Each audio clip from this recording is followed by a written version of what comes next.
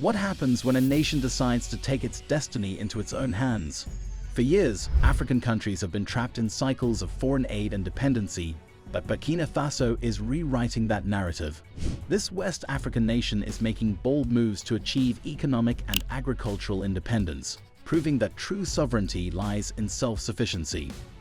This transformation hasn't happened by chance. At the heart of this progress is the vision and leadership of Captain Ibrahim Traoré, who has championed a path towards self-reliance.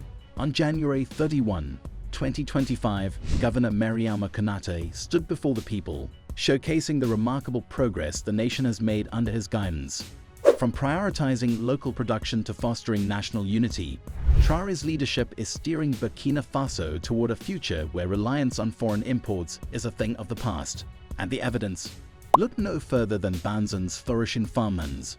Before we dive deeper into this revolutionary journey, don't forget to like, subscribe, and turn on the notification bell to stay updated on Africa's groundbreaking developments.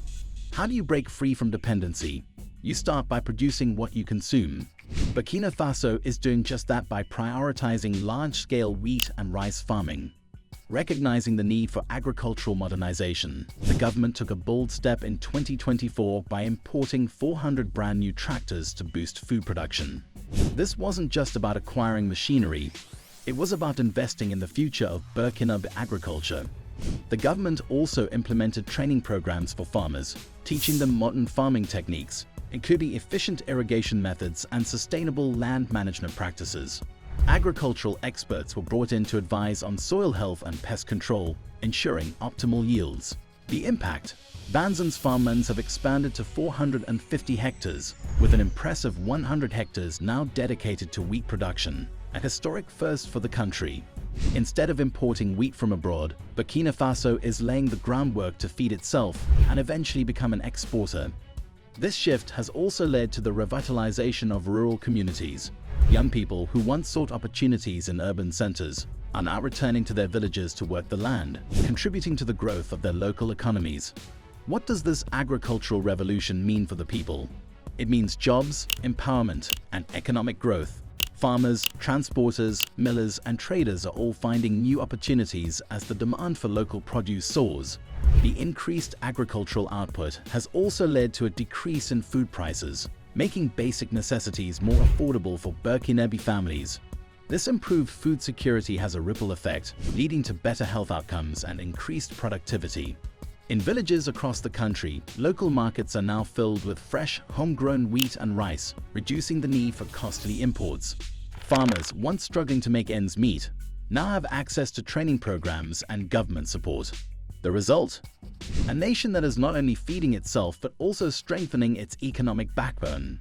Beyond the economic benefits, this agricultural transformation has instilled a sense of national pride and unity.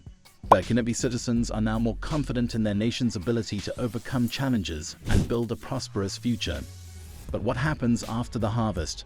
Unlike in the past, when local produce struggled to find buyers, Burkina Faso now has strong industrial backing.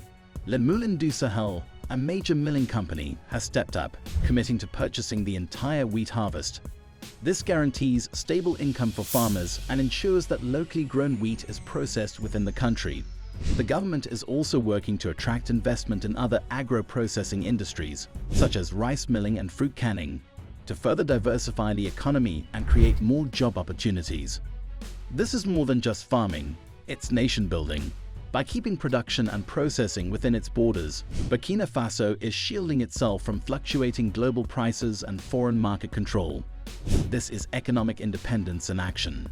This self-reliance also strengthens Burkina Faso's position in the region, making it a more influential player in West African affairs. Did you know that local food production is also a win for the environment? By reducing the need for long-distance imports, Burkina Faso is significantly cutting down on carbon emissions from transportation. Fewer imports mean less reliance on ships, planes, and trucks that pollute the environment. The government is also promoting sustainable farming practices, such as crop rotation and reduced use of chemical fertilizers, to minimize the environmental impact of agriculture. Moreover, a shift away from global supply chains brings stability. No longer does Burkina Faso have to worry about international disruptions affecting its food security. This is a long-term investment in a greener, more sustainable future. This focus on sustainability ensures that future generations will also benefit from the nation's agricultural wealth. At the core of this transformation is strong leadership. Captain Ibrahim Traoré is proving that with bold vision and decisive action, African nations can stand on their own. Gone are the days of passively waiting for foreign assistance. Burkina Faso, under Traoré's guidance, is actively taking control of its own future. His leadership has inspired a renewed sense of patriotism and civic engagement among Burkinabe citizens. He has fostered a spirit of self-reliance, emphasizing that true development comes from within. Traoré's vision is not just about economic growth. It's about empowering the Burkinabe people to shape their own destiny. This leadership isn't confined to grand pronouncements. Traoré has made a point of connecting with communities across the nation, listening to their concerns and incorporating their feedback into government policy. He understands that real change happens from the ground up, and he's committed to building a nation where every voice is heard. He has also prioritized investing in education and skills training, recognizing that a well-educated populace is essential for sustainable development. Furthermore, Traoré has championed regional cooperation, believing that African nations can achieve more by working together. He sees Burkina Faso's success as a model for other countries on the continent, demonstrating that self-sufficiency is within reach. This commitment to collaboration and shared progress underscores his belief in a stronger, more united Africa. His leadership has inspired a renewed sense of patriotism and civic engagement among Burkinabe citizens, fueling their determination to build a prosperous and independent nation.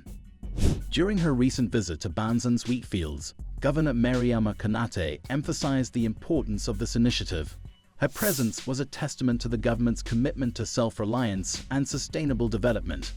Burkina Faso is no longer a nation surviving on handouts. It is a nation building its own path. The governor also highlighted the importance of education and skills development, emphasizing the need to invest in human capital to sustain long-term economic growth.